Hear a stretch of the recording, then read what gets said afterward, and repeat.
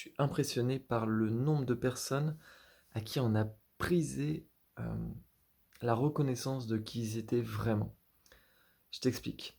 Là, je sors d'un accompagnement avec une femme qui, voilà, elle a plein de potentiel, en fait, vraiment, elle bouillonne de potentiel en elle, mais, en fait, ça a tellement pas été reconnu en elle quand elle était enfant que du coup, il y a une énorme confusion qui s'est faite, chez elle à ce niveau-là.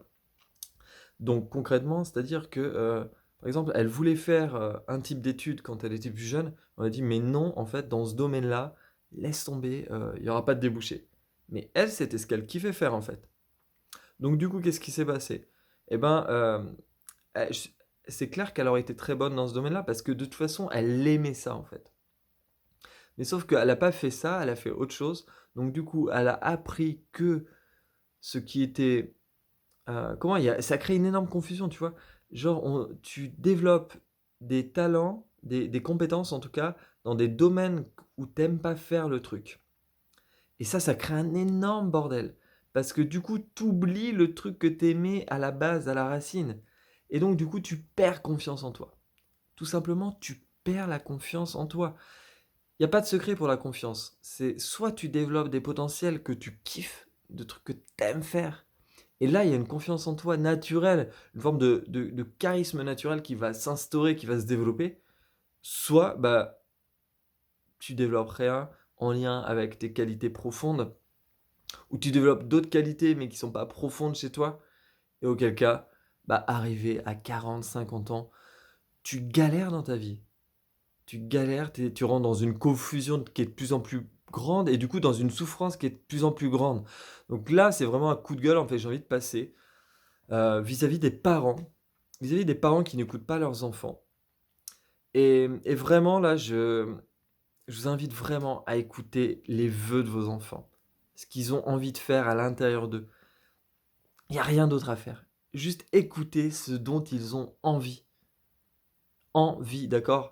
Et non pas leur imposer ce que vous voulez, vous, d'accord? C'est-à-dire en mort. Donc en vie ou en mort, tu choisis la vie ou tu choisis la mort. Il y a trop de souffrance sur cette terre, faut qu'on sorte de ça. Faut qu'on arrête avec la souffrance. Maintenant, on rentre dans une ère de jouissance en fait, dans une ère où on est là pour kiffer l'existence et c'est terminé le judéo-chrétien qui doit souffrir absolument. C'est terminé.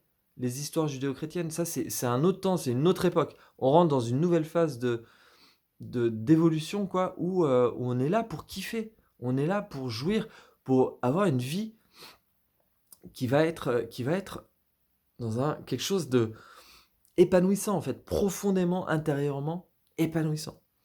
Donc voilà ce que je voulais te partager aujourd'hui sur la question du kiff, mais de l'écoute de ça et aussi, bah, des conséquences que ça peut avoir dans ta vie et et j'espère que, si tes parents, bah, que tu entends ce message, tu vas encourager tes enfants.